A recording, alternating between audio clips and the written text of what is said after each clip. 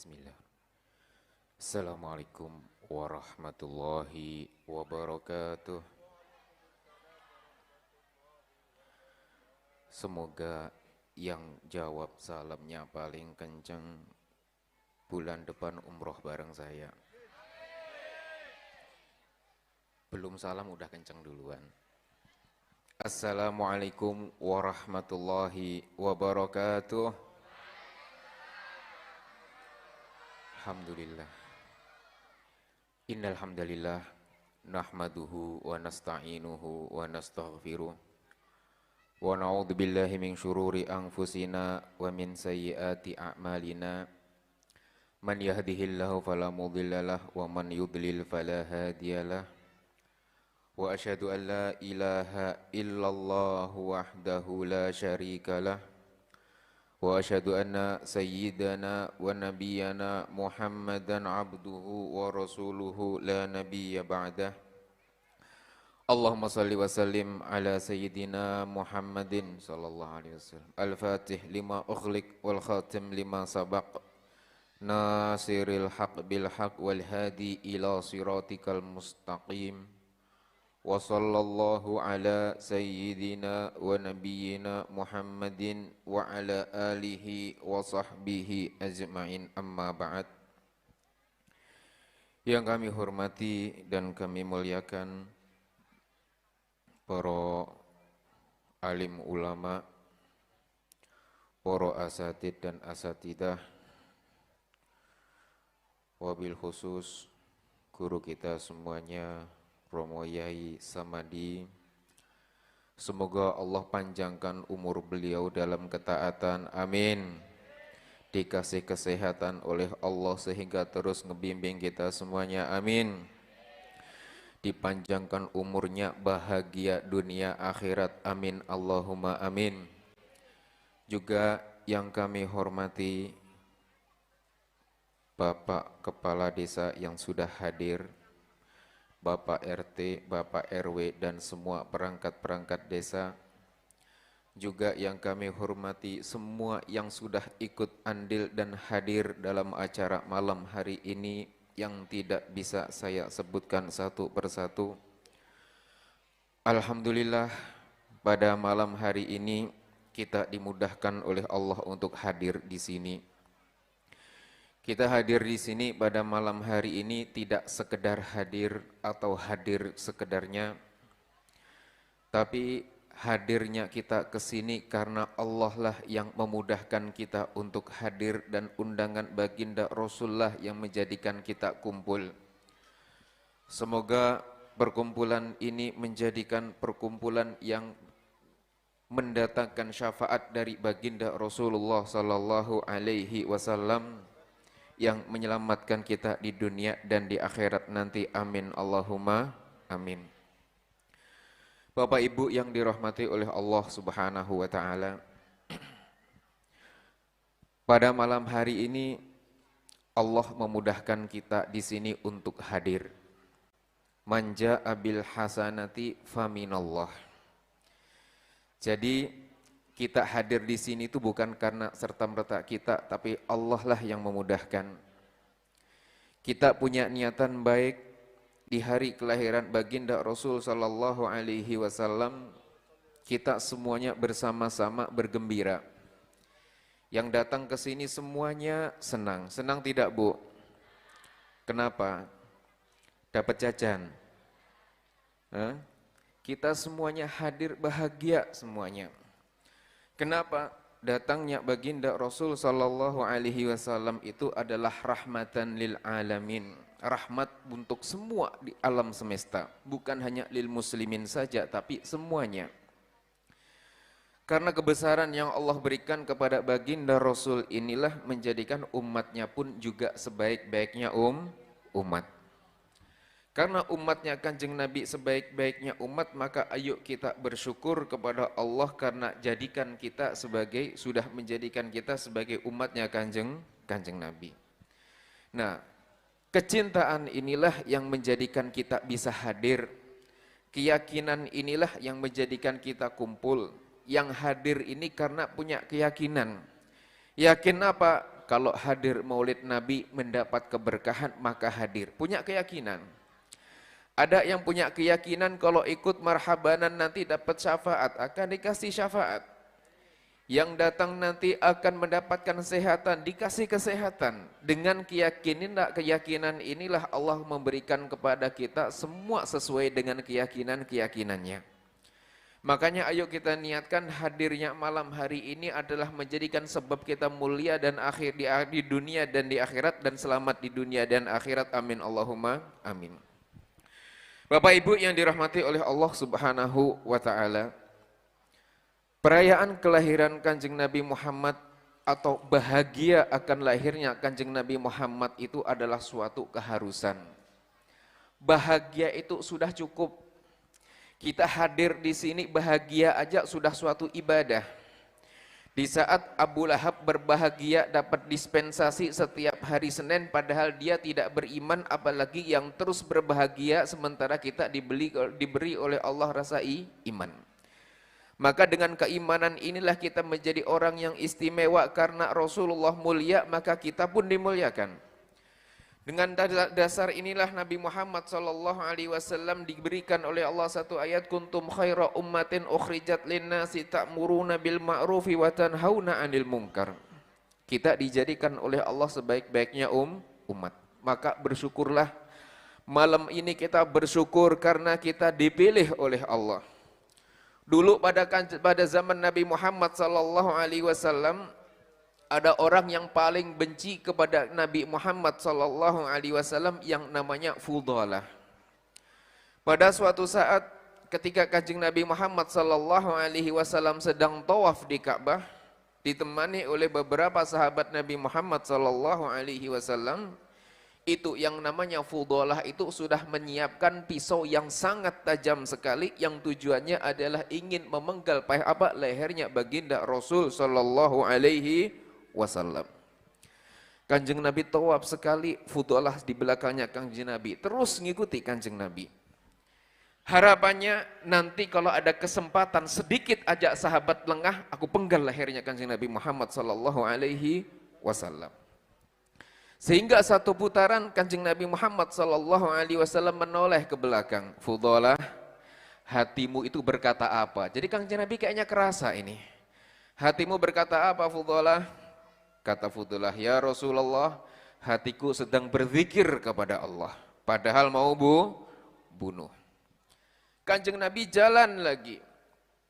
Ketika Kanjeng Nabi sedang tawaf lagi, beberapa gak jauh dari yang pertama, Kanjeng Nabi menoleh lagi ke belakang. Hei Fudalah, hatimu kok sedang berkecamuk, itu sedang apa Fudalah? Karena hatinya Fudalah itu sedang berkecamuk mau bunuh Kanjeng Nabi, tapi kenapa Fudalah berdusta? Ya Rasulullah, hatiku sedang berzikir ya Rasulullah. Sedang memperbanyak zikir, mendekatkan diri kepada Allah. Kemudian Kanjeng Nabi jalan yang ketiga kali. Gak lama kemudian Kanjeng Nabi noleh lagi. Ya Fudalah, hatimu ini kenapa? Ngomong apa hati? Kok hatimu kok kayak berkecamuk nih? Dijawab oleh Fudalah, ya Rasulullah, hatiku tidak berhenti untuk zikir kepada Allah. Kanjeng Nabi jalan lagi, dan yang terakhir Kanjeng Nabi langsung menoleh kepada Fudalah, kemudian tangannya diletakkan ke dadanya Fudalah. Sejak Kanjeng Nabi menoleh kepada Fudalah dan tangannya diletakkan ke dadanya Fudalah, sejak itu juga Fudalah berkata, demi Allah dan demi Rasulullah, sebelum kau letakkan tanganmu di dadaku ya Rasulullah, engkau adalah orang yang paling aku benci di dunia, dan aku sudah siapkan ini yang namanya pisau untuk aku penggal kepalamu ya Rasulullah. Tapi semenjak engkau noleh dan kau tempelkan tanganmu di dadaku ya Rasulullah, sungguh ya Rasulullah, engkau menjadi orang yang paling aku cintai di dunia dan di akhirat. Artinya apa di sini? Kecintaan Kanjeng Nabi, nolehnya Kanjeng Nabi itu udah rahmat. Nolehnya Kanjeng Nabi itu udah berkah, dan insya Allah meriahnya malam hari ini dihadiri orang-orang saleh, orang-orang baik, ahli sujud, ahli qiraah, ahli Quran, ahli zikir, semuanya menjadikan Kanjeng Nabi noleh dan bermanfaat untuk kita semuanya. Amin. Yang enggak amin enggak dapat tadi. Telat. Jadi apa? Jadi kita berupaya. Dengan datangnya lahirnya Kanjeng Nabi dengan bulan ini kita berupaya bagaimana Kanjeng Nabi itu gembira. Ya kita berupaya. Kita berupaya dengan sebisa kita bagaimana Kanjeng Nabi tertawa. Yang bisa sholawat kita sholawatan. Yang bisa bikin gorengan tadi pada kirim gorengan. Tujuannya apa? Biar umat Kanjeng Nabi itu nanti kalau pengajian nanti bahagia semuanya. Kenapa? Kalau lapar itu biasanya enggak khusyuk. Kenapa? Tolah, toleh. Kenapa? Lapar. Nah kenyang juga sama biasanya nih. Kalau kenyang biasanya lebih khusyuk lagi. Kenapa? Ngantuk. Nah ini bisa dibedakan nih, ini diemnya ini diem ngantuk apa diem nyimak nih kira-kira nih. Jadi apa? Jadi kita berupaya. Makanya dengan acara seperti ini semua berjuang dengan caranya masing-masing. Yang dari pagi goreng-goreng mereka berjuang dengan caranya. Yang dari pagi sibuk nyiapin tenda mereka berjuang masang tenda. Yang dari tadi nyari bambu, yang nyapu-nyapu, yang punya lahan apa ngizinin lahannya, yang punya ini semua berjuang dengan caranya masing-masing. Tujuannya apa? Agar baginda Rasul bahagia. Kalau sudah baginda Rasul bahagia, maka sudah cukup bagi kita. Makanya apa? Dengan keyakinan inilah kita semuanya berupaya untuk mencari jalan gimana baginda Rasul bahagia. Makanya acara malam hari ini dilaksanakan tujuannya adalah kita bersama-sama bagaimana kita dengan acara malam ini Kanjeng Nabi Muhammad berbahagia dan gembira atas apa? Atas acara ini dan kembali kepada kita keberkahannya. Baik. Bapak Ibu yang dirahmati oleh Allah Subhanahu wa taala. Dengan datangnya dengan datangnya baginda Rasul dan dilahirkannya Kanjeng Nabi, maka Kanjeng Nabi diutus tidak lain liutim memakarimal akhlak, untuk menyempurnakan akhlak. Nah, kita saat ini di kondisi yang tidak baik-baik saja. Kondisi saat ini adalah kondisi yang semua serba masalah. Kita diuji oleh Allah dengan segala problem, baik problem secara fisik, banyaknya problematika yang terjadi di lapangan, juga moral yang sudah rusak, akhlak yang sudah rusak. Sehingga rusaknya akhlak inilah yang menjadikan petaka terjadi di mana-mana. Kenapa terjadi banyak zina? Kenapa terjadi banyak minuman keras? Kenapa terjadi banyak judi? Kenapa terjadi banyak pembunuhan? Kenapa terjadi banyak perpecahan? Kenapa terjadi banyak adu domba? Karena semuanya sudah mulai jauh dari baginda Rasul sallallahu alaihi wasallam. Karena atas dasar itulah ayo kita kembali kita berpegang teguh kepada apa yang dibawa oleh Kanjeng Nabi agar kita selamat. Nah, Kanjeng Nabi itulah yang dijadikan sampel ahli surga, makanya kita pun mengikuti dan membaca sejarah Kanjeng Nabi agar kita ngerti, agar kita faham. Makanya sejarah-sejarah Nabi terus dibacakan setiap malam Jumat di musola-musola, di surau-surau. Dibacakan maulid, dibacakan marhabanan, baik itu berzanji, baik itu dibai, baik itu maulid apapun, semuanya itu dibacakan, diramaikan di musola-musola. Tujuannya apa?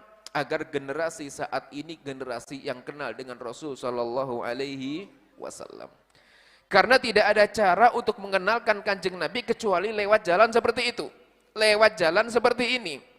Sehingga semakin banyak diadakan acara-acara seperti ini, maka semakin kenalah generasi-generasi saat ini kepada Kanjeng Nabi Muhammad sallallahu alaihi wasallam.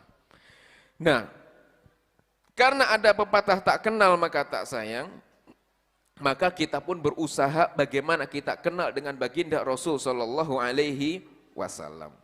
Kalau sudah kenal dengan Kanjeng Nabi, maka sedikit demi sedikit ajaran-ajaran yang diajarkan inilah yang kita terapkan mulai dari diri kita sendiri. Diri kita diamalkan nih di rumah nih. Kanjeng Nabi mengajarkan apa? Kita nggak usah ngambil sunnah yang berat-berat. Kita ngambil sunnah yang ringan saja. Mulai dari sunnah apa yang Kanjeng Nabi Muhammad SAW perbanyak ketika jalan. Kanjeng Nabi perbanyak senyum. Ayo senyum yang banyak. Ibadah tidak? Senyum ibadah tidak? Gampang gak Bu senyum kira-kira? Gak bayar, tapi berpahala. Itu adalah apa? Tabassum fi wajhi akhika shadaqah, kata Kanjeng Nabi. Kamu kalau pengen sedekah, senyum kalau ketemu umat Kanjeng Nabi Muhammad sallallahu alaihi wasallam. Perbanyak senyum. Sehingga apa? Sedikit sunah-sunah yang diamalkan, yang diterapkan di rumah inilah dengan harapan apa? Kanjeng Nabi Muhammad nanti akan memberikan syafaat-syafaatnya kepada kita semuanya. Makanya kecintaan kepada Kanjeng Nabi inilah yang menjadikan orang itu berjuang sesuai dengan keyakinannya masing-masing. Yang yakin dan yang cinta 100% maka akan 100% ngikuti Kanjeng Nabi semuanya.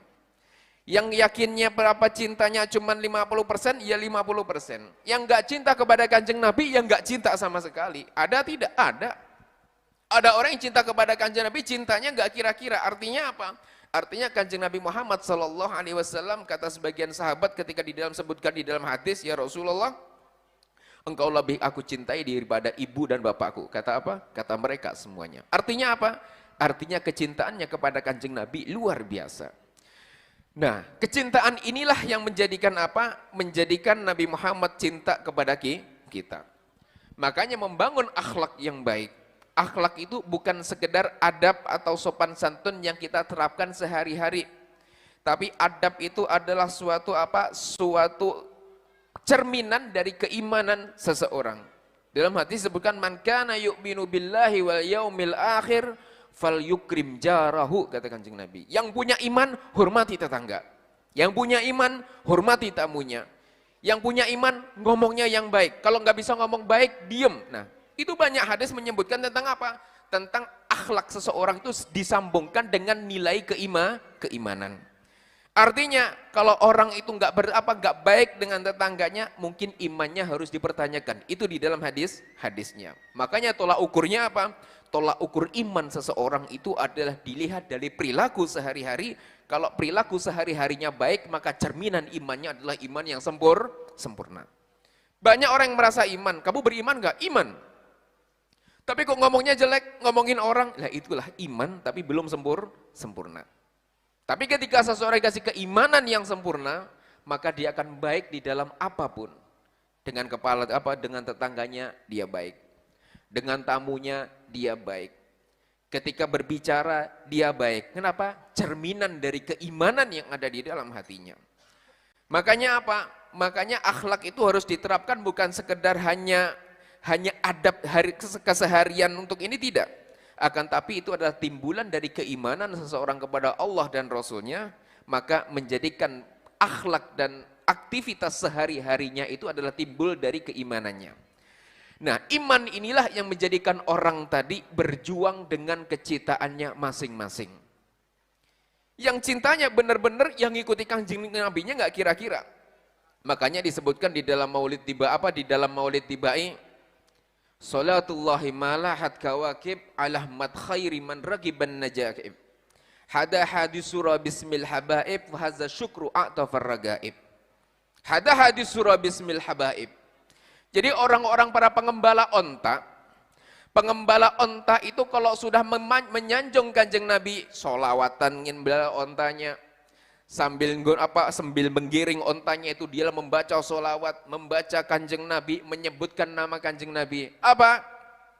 Fahazza syukru a'tafar ragaib. Jadi onta itu kayak orang mabuk. Orang mabuk itu kan geleng-geleng ini. Pernah lihat orang mabuk enggak?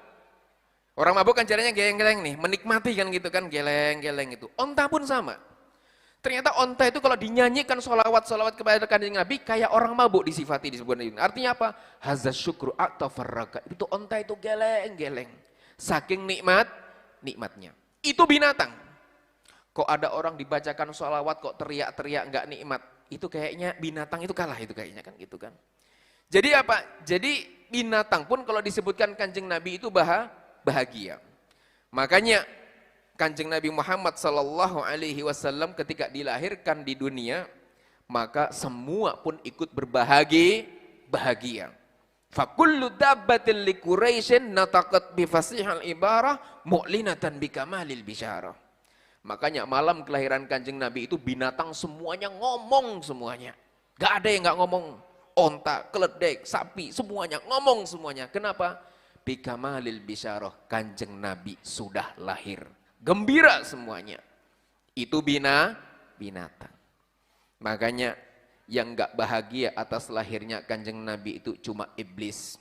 Yang enggak bahagia atas lahirnya Kanjeng Nabi itu cuma setan.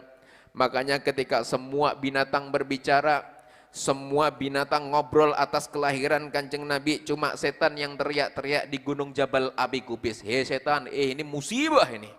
Musibah lah Muhammad lahir ini musibah buat kita semuanya. Kenapa? Dakwah kita terganggu nih sama orang satu nih. Sehingga apa? Sehingga itulah cerminan orang yang tidak bahagia. Sampai saat ini ada tidak orang yang tidak bahagia atas lahirnya Kanjeng Nabi? Ada. Ada orang yang membuat propaganda, ada orang yang memfitnah, ada orang yang mengadu domba agar enggak senang kepada Kanjeng Nabi. Ada tidak? Ada keluarga Kanjeng Nabi yang difitnah sehingga orang enggak jadi senang. Ada tidak? Banyak. Makanya sekarang zamannya medsos inilah yang dijadikan sebagai banyak fitnah. Pada zaman Kanjeng Nabi ada seorang yang bernama Hasan bin Sabit. Hasan bin Sabit ini apa? Hasan bin Sabit ini adalah penyair jahiliyah yang terkenal mahal harganya. Kenapa? Kalau sudah membuat syair, syairnya nggak kira-kira. Kalau sudah nyanjung orang, itu yang namanya orang langsung viral di sanjungnya. Kalau sudah menghina seseorang, hancur sehancur-hancurnya. Kalau sekarang mah artis TikTok, seleb-seleb, yang sudah followernya udah jut-jutan, dibayar mahal. Didatangi orang-orang kafir Quraisy, Hasan bin Sabit, sini. Tak kasih kamu kerjaan, tak bayar yang mahal. Kerjaannya apa? Kamu itu, buat apa? Buat syair untuk kamu hina itu orang namanya Muhammad. Tak bayar semahal-mahalnya. Akhirnya apa? Hasan bin Sabit waktu itu disebutkan dalam sejarah belum masuk Islam. Karena hobinya adalah menjadi penyair yang luar biasa, akhirnya Hasan bin Sabit sesuai dengan harga tawar transaksinya, Hasan bin Sabit menyetujui, oke siap, dibayar dengan harga yang mahal. Tujuannya apa? Viral. Viral apanya? Viral jeleknya, bukan viral baiknya. Sehingga orang tahu kalau Muhammad ini jelek. Akhirnya apa? Sesuai dengan kesepakatan, akhirnya Hasan bin Sabit menunggu Rasulullah Shallallahu Alaihi Wasallam lewat. Jadi Hasan bin Sabit itu melihat seseorang, dilihat teliti, jalannya bagus tidak. Kalau jalannya jelek, agak ngantuk-ngantuk nih, itu yang dicari nanti poinnya. Mulutnya gimana mulutnya? Matanya gimana matanya? Ininya gimana? Semua gerik-geriknya dicari celah jeleknya untuk diangkat, untuk dijadikan momentum untuk dihancurkan di dalam apa? Di dalam bait-bait syairnya. Akhirnya apa? Kanjeng Nabi Muhammad SAW lewat di depan Hasan bin Sabit. Dilihat sama Hasan bin Sabit. Mulai dari jauh, dari sana sudah dilihat nih. Jalannya, perilakunya, geraknya, semuanya, badannya dilihat. Ada nggak yang cacat? Lewat di depan Hasan bin Sabit. Hasan bin Sabit masih mencari. Sudah lewat agak jauh, masih mencari. Sudah kelewat jauh, masih dicari, nggak ketemu-ketemu ternyata. Akhirnya apa? Orang-orang jahiliyah tadi sudah menunggu, ini Muhammad sudah lewat, kok nggak ngomong-ngomong itu yang namanya Hasan. Ini sudah siap di videoin nih. Kalau sekarang mas sudah siap nih. Jadi ada yang provokator, ada kompornya, ada yang ngipasin, di videoin viral. Ini sudah sama nih. Orangnya sudah disiapin, jahiliyahnya sudah nih, para kabar-kabar Quraisy nih. Hasan bin Sabit sudah siap, Kanjeng Nabi lewat, ditunggu momennya. Ternyata apa? Hasan bin Sabit cuma terdiam. Orang jahiliyah, orang-orang kafir akhirnya datang kepada Hasan. Hasan, kok kamu diem aja dari tadi? Mana syairnya mana? Orang-orang kafir, duitnya tak balikin. Kenapa? Gak ada cacatnya. Semuanya sempurna. Sampai keluar salah satu bait syairnya apa? Khuliqta mubarra'an min kulli aibin. Ka'annaka khuliqta kama tasha'u. Di dalam salah satu bait syairnya apa? Khuliqta mubarra'an min kulli aibin ya Rasulullah. Kata Hasan bin Sabit, engkau diciptakan oleh Allah itu enggak ada cacatnya sama sekali. Ka'annaka khuliqta kama tasya'u, seakan-akan engkau tercipta oleh Allah itu sesuai pesananmu sendiri. Ibu, Bu, kalau dikasih kesempatan ibu mesen kepada Gusti Allah di dalam penciptaan tubuhnya ibu, ibu mesen yang baik-baik tidak? Mesen hidungnya yang mancung, kulitnya putih, apalagi Bu? Hah? Badannya tinggi, mungkin. Ininya pokoknya yang baik-baik aja. Nah, jadi Nabi Muhammad tercipta seperti itu. Hasan bin Sabit nggak ngelihat jeleknya sama sekali, sampai Hasan bin Sabit bilang, hei orang-orang jahiliyah, kamu tahu nggak? Aku ngelihat mukanya itu kayak matahari saking sempurnanya. Dari situlah Hasan bin Sabit masuk Islam. Artinya apa di sini? Akhlak baginda Rasul inilah yang menjadikan orang itu banyak beriman. Makanya di zaman seperti ini, ayo kita ikuti ajarannya Kanjeng Nabi, bagaimana Kanjeng Nabi menyikapi problem-problem yang terjadi. Ketika problem terjadi, Nabi Muhammad SAW bagaimana menyikapi? Ketika Kanjeng Nabi di Taif, Kanjeng Nabi Muhammad SAW dilempari sampai disebutkan pecah gerahamnya, sampai disebutkan berdarah-darah mulutnya. Apa responnya Kanjeng Nabi? Responnya Kanjeng Nabi diam dan berdoa, Allahumma hdi qaumi fa innahum la ya'lamun. Ya Allah, kasih hidayah mereka semuanya ya Allah, karena mereka enggak ngerti ya Allah. Padahal apa? Malaikat penjaga gunung sudah datang kepada Rasulullah, ya Rasulullah izinkan saya ngelempar gunung itu tak kepala mereka semuanya. Oh jangan. Penjaga lautan datang kepada Kanjeng Nabi, izinkan saya untuk menumpahkan lautan ke kepala mereka semua ya Rasulullah. Jangan. Datang lagi dari langit, biar tak hujani hujan dari langit yang serem-serem pokoknya. Oh jangan. Tapi didoakan. Dari sini Kanjeng Nabi menyikapi setiap problem-problem yang datang kepada Kanjeng Nabi itu menyikapinya dengan baik, dengan akhlak yang baik, dan itulah yang kembali dengan menjadi apa? Menjadi banyaknya masuk Islam atas akhlaknya Kanjeng Nabi. Makanya problem-problem yang terjadi saat ini adalah karena kita mulai jauh dari Kanjeng Nabi. Banyak orang yang nggak kenal Kanjeng Nabi sehingga hidup kita jauh. Sehingga problem pun apa terjadi sehingga tidak bisa kita sikapi seperti bagaimana Kanjeng Nabi ajarkan. Nabi Muhammad sering diuji. Di Taif Kanjeng Nabi diuji, ketika Kanjeng Nabi di dalam Fathu Makkah, ketika Kanjeng Nabi Muhammad SAW sedang di bai'at di Hudaybiyah. Kanjeng Nabi membuat kesepakatan dengan orang-orang kafir Quraisy bahwasanya 10 tahun kita gencatan senjata. Gak ada perang, gak ada apapun. Setelah itu apa? Orang kafir berbuat ulah. Menyeranglah yang namanya suku Khuza'ah. Yang mana suku Khuza'ah adalah suku yang dekat kepada Kanjeng Nabi Muhammad, pro dengan Kanjeng Nabi Muhammad, dan dasar itulah Kanjeng Nabi Muhammad SAW dipermainkan oleh orang-orang kafir. Akhirnya apa? Kanjeng Nabi Muhammad SAW karena kesepakatannya dilanggar, akhirnya Kanjeng Nabi di dalam riwayat mengutus 100.000 sahabat atau 10.000 sahabat untuk pergi ke Mekah. Tujuannya apa? Membalas atas kesalahan-kesalahan yang dilakukan oleh apa? Oleh orang-orang kafir. Perjalanan disiapkan. Perjalanan yang jauh dari Madinah menuju ke Mekah, tujuannya apa? Kita ini dihina.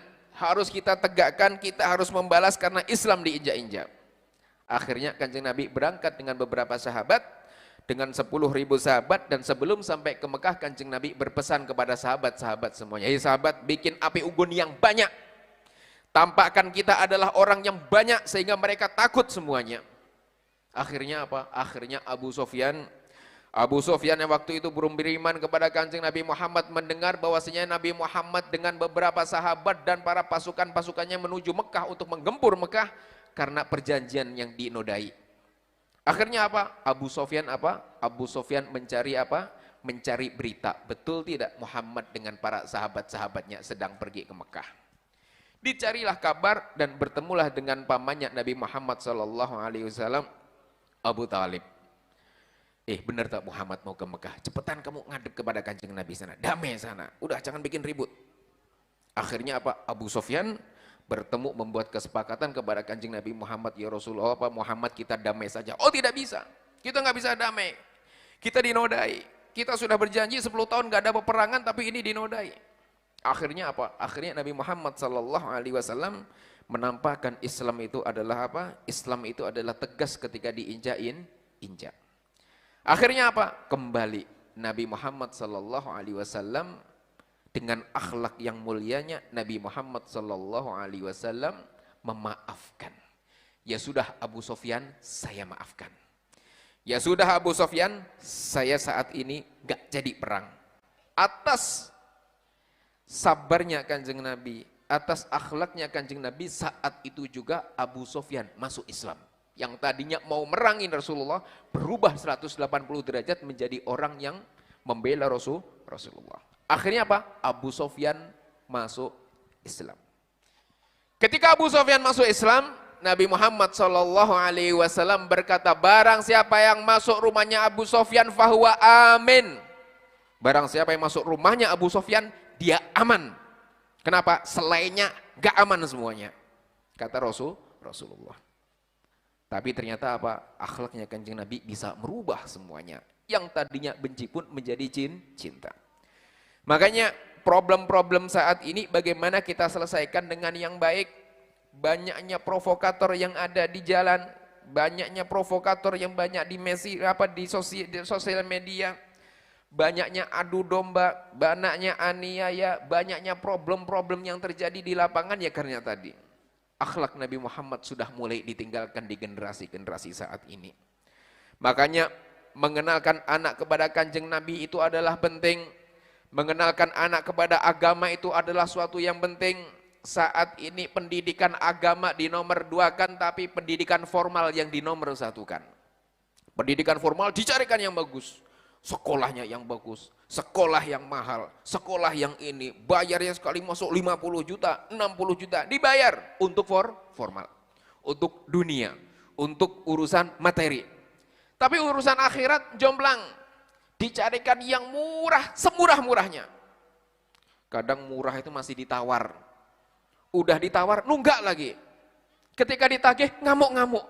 Nah, ini yang menjadikan apa? Menjadikan anak-anak saat ini tidak kenal kepada agama.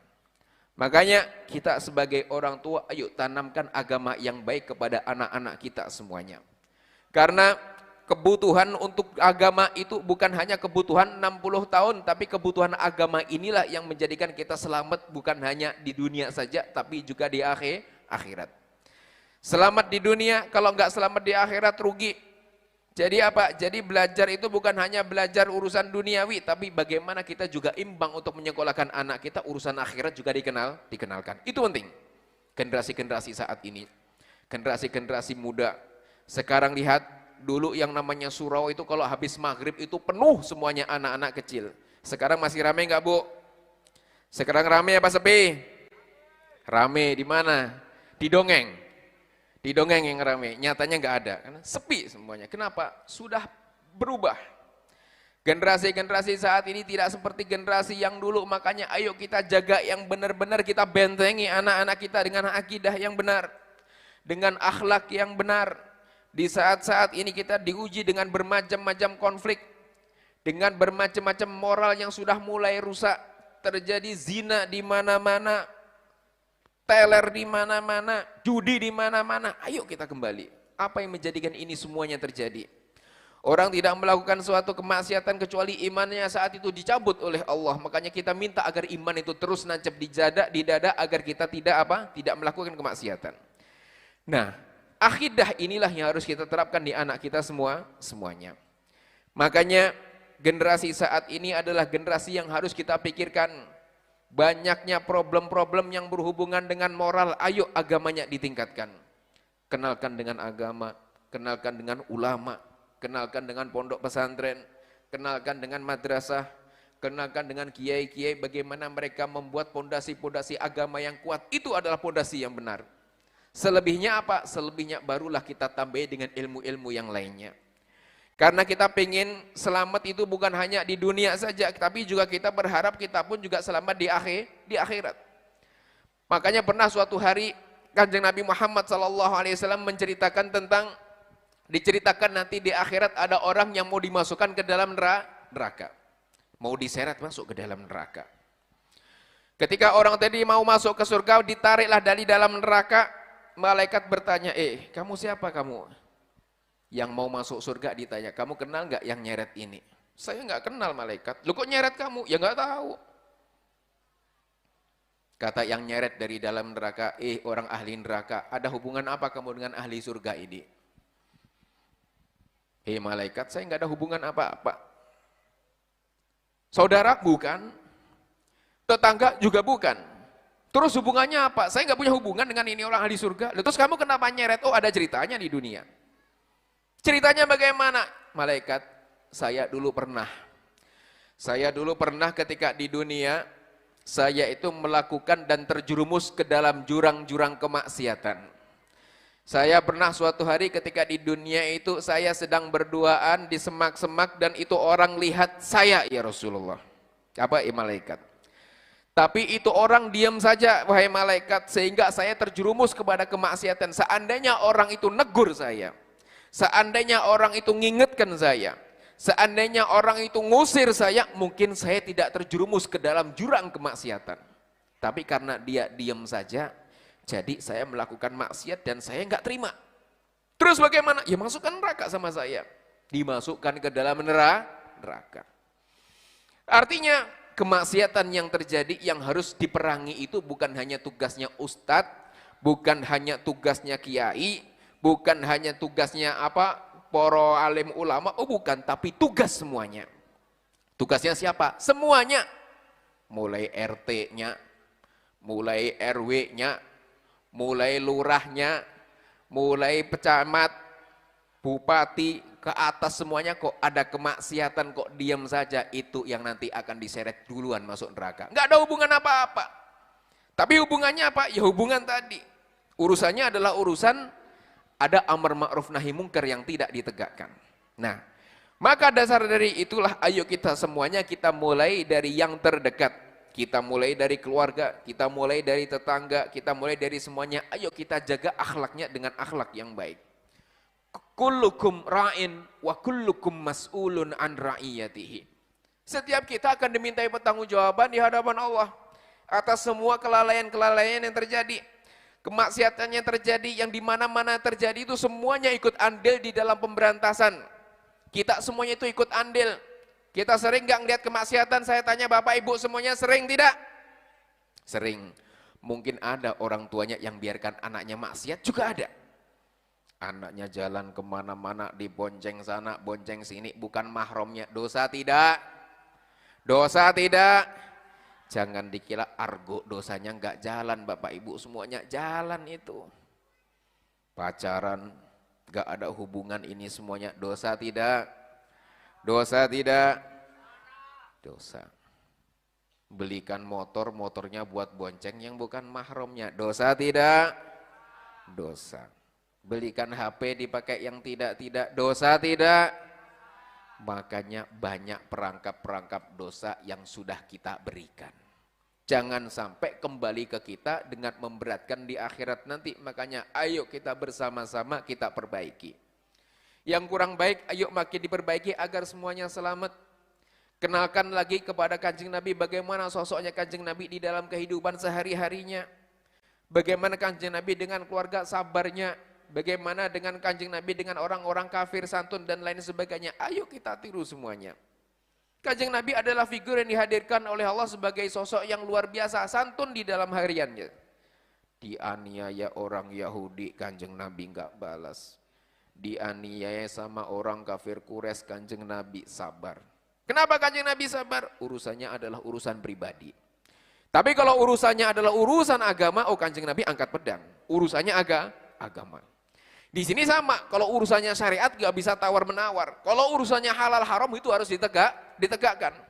Di rumah ada yang gak sholat, ya harus berani ngingatkan. Ada yang gak puasa, berani ngingatkan. Jangan sampai justru istrinya yang memfasilitasi buka puasa di siang Ramadan. Ada tidak di sini?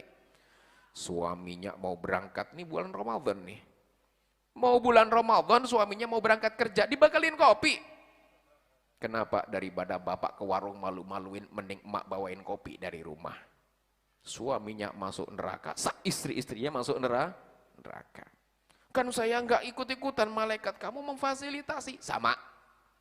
Artinya apa semuanya? Kemaksiatan yang terjadi kalau tidak ditegakkan maka akan berimbas kepada kita semuanya. Makanya ayo kita tegakkan di rumah kita. Jangan sampai ada kemaksiatan. Syariat harus ditegakkan walaupun itu adalah sepele, kecil. Kalau urusan halal haram harus ditegakkan. Ada yang nggak sholat, tegur. Kenapa kamu nggak sholat? Ada yang nggak puasa, harus tegur. Kenapa tidak puasa? Ada halal haram harus tegakkan. Aurat, ayo auratnya aja. Nutup aurat, ayo tegakkan. Kenapa? Ini urusannya syariat. Jadi urusan masalah nutup aurat itu bukan masalah tradisi atau urusan cantik tidak cantik. Oh bukan, itu ada perintahnya di dalam Al-Quran. Karena ada perintahnya makanya melanggar juga suatu kemaksiatan dan merupakan suatu dosa. Makanya dosa apapun jangan diremehkan. Sekali kita nggak tahu dimaafkan sama Gusti Allah. Kalau sudah dikasih tahu maka bukan lagi dimaafkan nantinya karena sudah tahu. Kok masih melakukan lagi kedua, ketiga, keempat, maka di situ ada rasa sombong dan rasa ngeremehkan. Itu yang paling Allah tidak suka. Saya tahu kalau ngomongin orang itu dosa, tapi susah saya ninggalinya. Pertama mungkin dosanya kecil. Kedua, ketiga, keempat menjadi dosa yang besar. Kenapa dosanya jadi besar? Ya karena tadi sombong tidak bisa merubah kebiasaan. Makanya ayo kita bersama-sama. Kita bersama-sama, Islam itu datangnya apa? Dulu asing maka akan asing lagi nanti di akhir zaman. Maksudnya apa? Nanti ada orang yang berbuat baik itu menjadi suatu yang asing. Contoh, di kalangan orang itu mungkin zamannya sekarang mungkin zaman apa ya? Yang kira-kira berbuat baik itu jadi aneh tuh.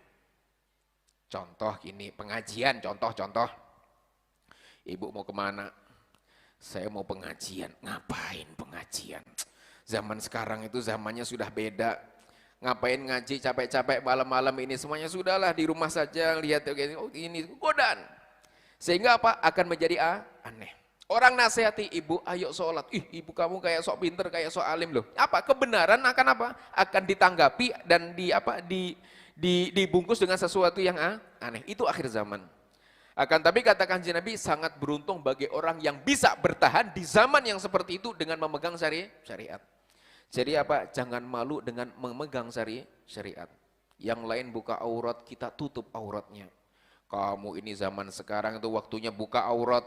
Gak zaman lagi ini, oh tidak, ini godaan.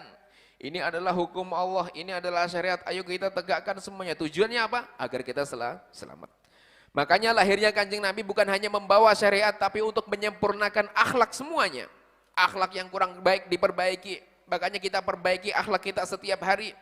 Ucapan kita diperbaiki. Kepada siapapun kita timbang dan kita pertimbangkan sebelum kita ngomong kira-kira manfaat tidak ini omongan buat saya.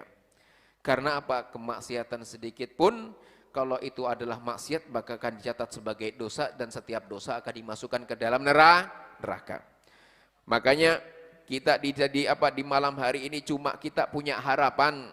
Malam ini kita datang itu karena punya iman. Yang datang ke sini karena Allah yang hadirkan. Yang datang kumpul di sini karena Rasulullah yang menghendaki. Sehingga setelah datang dilaporkan oleh malaikat, ya malaikat yang datang pengajian pada malam hari ini fulan, semuanya dicatat dan dilaporkan kepada Kanjeng Nabi dan kembali kepada kita pada malam hari ini juga. Seketika. Dapat apa? Dapat rahmat.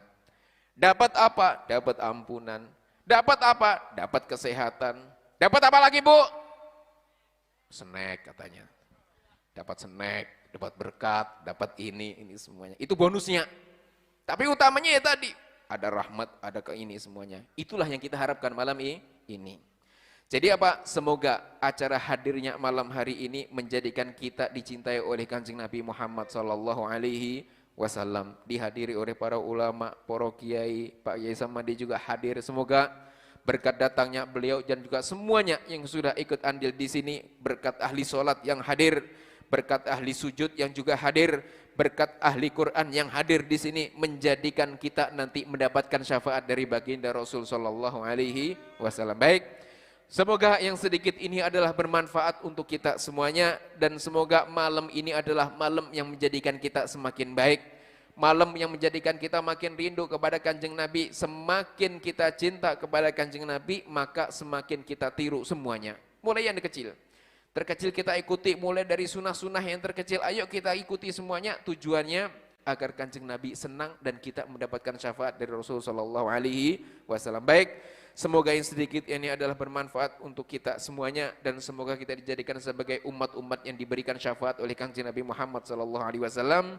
Dan mohon maaf barangkali acaranya malam hari ini banyak yang belum dihormati dengan selayaknya. Kami selaku apa ini Mas Roni? Selaku semuanya lah kan gitu kan. Minta maaf yang sebesar-besarnya dan semoga kekurangan-kekurangan dari panitia dan semuanya dicukupi oleh Allah, diganti dengan berkebaikan-kebaikan dan semoga hadirnya Bapak Ibu semuanya membawa rahmat dan kebaikan untuk kita semuanya. Baik, terima kasih banyak dan mohon maaf yang sebesar-besarnya. Kurang lebihnya mohon maaf. Wabillahi taufiq wal hidayah waridha wal inayah. Insyaallah ditutup dengan doa oleh Romo Yai Samadi. Wassalamualaikum warahmatullahi wabarakatuh.